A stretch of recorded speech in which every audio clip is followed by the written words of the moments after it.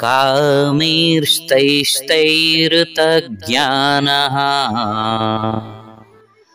प्रपद्यन्तेऽन्यदेवताः तं तं नियममास्ताय प्रकृत्या नियताः स्वया।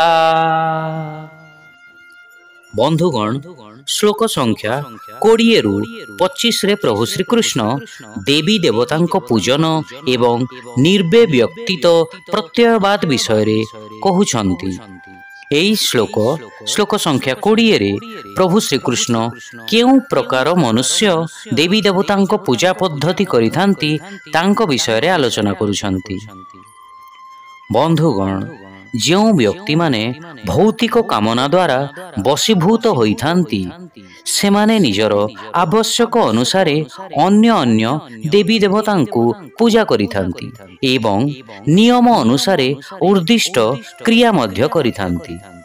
आपण देखिथिबे अनेक लोक धन संपत्ति पाई, किछि भल स्वास्थ्य पाई, आउ किछि लोक निजर कर्म क्षेत्र रे सफलता पाई एवं अन्य किछि लोक निजर संतानर भल शिक्षा पाई एवं आहुरी अनेक लोक निज परिवार रे शांति और समन्वय पाई अन्य अन्य देवी देवता पूजा अर्चना करिथांती। एठारे प्रभु श्रीकृष्ण कहउछंती अनेक मनुष्य मनरे इच्छा, कामना और भौतिक लालसार परदा ढांकी होई रही थाए एवं सही मनुष्य माने निजर कामना और इच्छा को प्राप्त करिबा पई अन्य अन्य देवी देवतांको पूजा अर्चना करिथांती।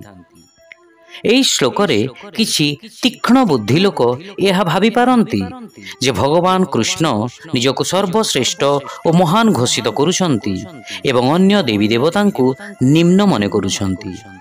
किंतु बंधुगण, एई श्लोकर वास्तविक अर्थ हैला मनुष्य को मुक्ति प्रदान प्रभु श्रीकृष्ण करिथांती एवं आपणक इच्छा पूरण अन्य देवी देवता करिथांती। किंतु आपणको बुझिबाकू पड़िबो जे आपणको जदि मुक्ति प्राप्त बा मोक्ष प्राप्त हेउअछि ताहेले सेईटा हैला आपणकर अनंत सत्य। जेबे पर्यंत आमे निजर इच्छा बा कामना को प्राप्त करिबा पछे पड़िथिबा सेबे पर्यंत आमे जन्म और मृत्युर बंधन रे पड़िथिबा। किंतु थरे मुक्ति बा मोक्ष प्राप्त हैला परे आमे सेई अनंत आत्मा रे मिसि जाइथाउ एवं जन्म मृत्यु बंधनरु मुक्त होई जाइथाउ।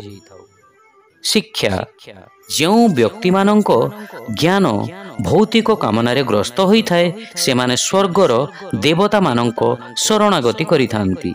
निजर स्वभाव अनुसारे सेमाने उपयुक्त विधि विधान पालन पूर्वक स्वर्गर देवी देवता मानंकर उपासना करिथांती। Carried away by material desire, some souls surrender to demigod, following rituals of worship as per their gunas. Hare Krishna.